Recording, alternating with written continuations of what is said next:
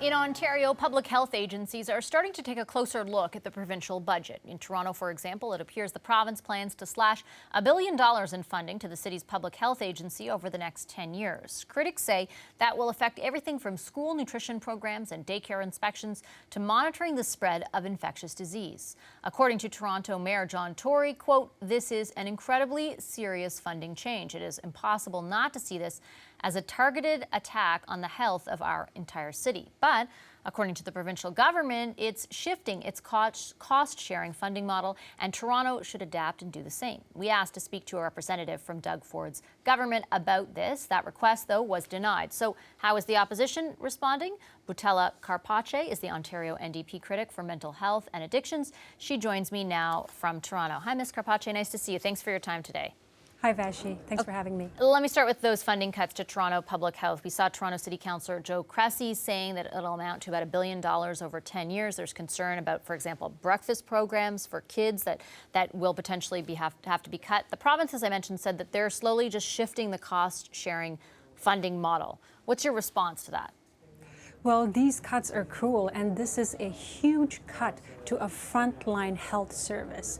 People desperately need public health funding in order to make sure that we're not put at risk. Every investment, every dollar that goes into public health keeps people alive. So this cut to Toronto Public Health is a huge step backward. But what about the idea that the province is putting forth? But basically, over time, what they're doing is trying to say, if this is something that's happening in your municipality, you will have a greater share in the burden of responsibility, essentially, that they'll shift it so that it becomes more equal. Well, at the end of the day, if the Ford government is shirking responsibility, what they're doing is putting public health at risk. They're putting public lives at risk. Vashi, as we all know, when there is an outbreak, it doesn't matter which city you live in, what municipality you're in, everybody's impacted. And public health should and is a big priority and responsibility of the provincial government. Do we have any idea, for example, though, that the cuts in funding will for certain result in the elimination of those breakfast programs, something that certainly has garnered a lot of public backlash? Well, Toronto Public Health provides a lot of different services, and $1 billion is not a small cut. It's a very deep cut. And so, as you know, Toronto Public Health and the mayor has already said, this is going to impact almost all of the programs that Toronto Public Health delivers. And also, let's not forget that right now, we're also dealing with an opioid crisis, which is a public health emergency for which the provincial government has pretty much sat on their hands and not done anything. In fact, the only action they've taken is defunding of overdose prevention sites, and the municipalities, the city of Toronto, no, the current ones, 3 current ones have been defunded. And, you know, it's really the municipalities that have led the fight against the opioid crisis in the front lines. I want to read you the latest tweet from Lisa MacLeod. She says, "I have been and remain a supporter of school breakfast programs. As minister, I will continue to fund this important program across the province." And then she goes on to say, "I have no idea why Joe Cressy," and that's the city councillor we're referring to, "is fear-mongering," she says in her words, "but it needs to stop." What's your response to that? Well, this government likes to, you know, call it fear-mongering, but the reality is that cuts have consequences. And if you're going to make cuts to Toronto Public Health with $1 billion, and the same goes for Community and Social Services, which is Lisa MacLeod's file, another $1 billion there, what the government is doing is taking away from children, from students, from vulnerable people that, you know, of core services that people rely on. I feel like it's just a bit confusing maybe for people at home, because we've got the minister, for example, saying that she'll continue to fund, the government will continue to fund breakfast programs. And you've got obviously people like yourself and others in Toronto saying, no, this is going to amount to some kind of cut. So if you're trying to wade through, you know, what is actually fact, do we know for certain that those breakfast programs will be cut, or is that, you know, does that depend on what happens with the funding, or what do you think?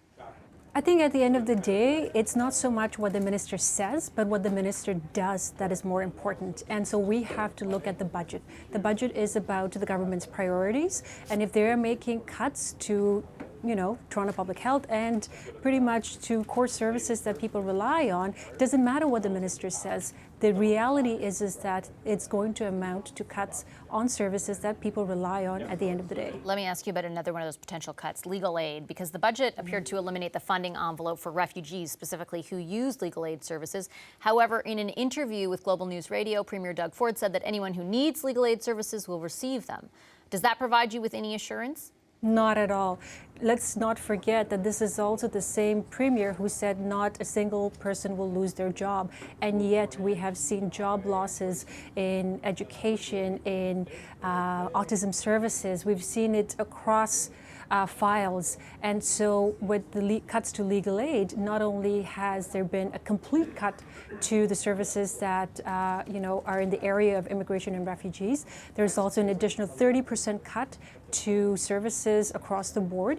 And this is very serious because at the end of the day, we're talking about access to justice. And we're talking about access to justice for the poorest among poor. The eligibility was already so low.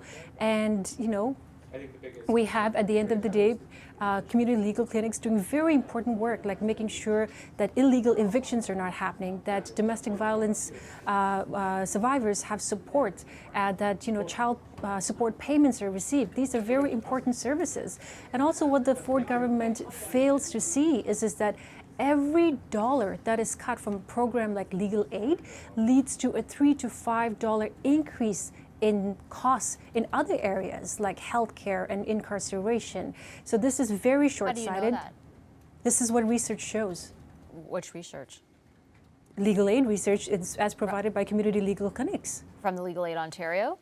Yes. And what about the argument that the province appears to be making, especially where the refugees are concerned, that basically this is, and we've heard them make it where asylum seekers, for example, were looking at housing, they wanted the feds to chip in more money. Here it appears making the same argument. This is federal responsibility. What do you think of that? Again, access to justice is a core right, and every person should have access to justice. And legal aid cuts not only immigration and refugee services, like I said, it cuts across the board.